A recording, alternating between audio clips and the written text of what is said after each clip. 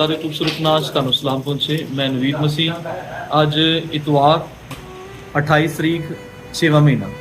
ਅਸੀਂ हर रोज़ अपनी अपनी जगह पर बैठ के खाना खाने नाश्ता करने, लेकिन इतवार का दिन ऐसा होंदा है कोशिश करी दी है पूरी कि अपने बजुर्गों के नाल थोड़ा वक्त गुजारिया जाए, इन्होंने नाल बैठ के खाना खादा जाए, कुछ टाइम इन्होंने नाल गुजारिया जाए। ऐसा जो नाश्ता सुबह सुबह बनाया है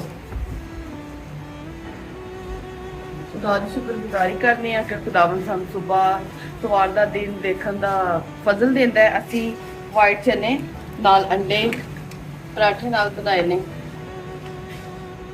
ਨਾਲ ਚਾय ਬਣਾਈਏ।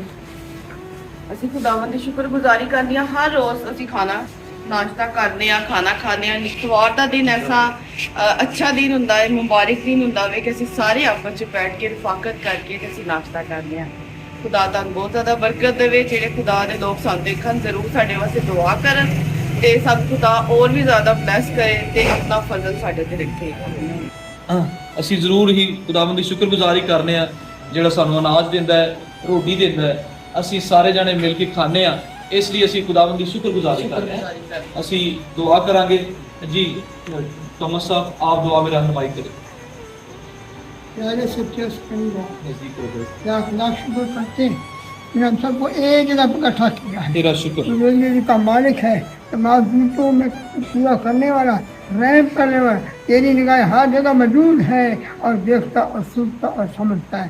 इन सब पर तेरी बरकत रहे। जितने यहाँ काम कर रहे हैं इनकी हिम्मत ताकत से और ये काम जारी रहे और कभी खुदा और भी खुश होकर और भी नियमतों में और रहमतों में बरकतों में इजाफा होता है। बाप बेटा उसके नाम पर आमीन।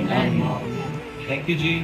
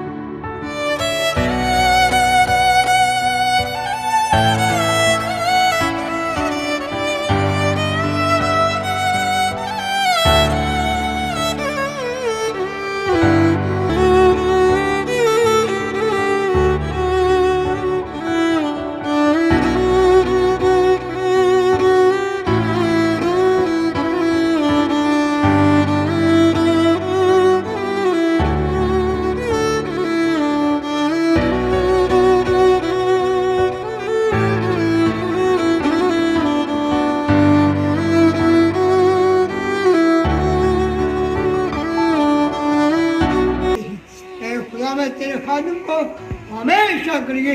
जहाँ भी खिदमत करता है, जहाँ भी प्रार्थना होता है, इस सारे घराने के पास, इधर रोजनी के पास सेहतमंदी, तंदुरुस्ती, अमन ईमान, सुख चैन, मेरे मिला जहाँ भी रहे, कोई कमी नहीं। तेरे नाम में हम शामिल होते हैं। हम सब एक बीमार एक गुरु के साथ। आमीन। आमीन।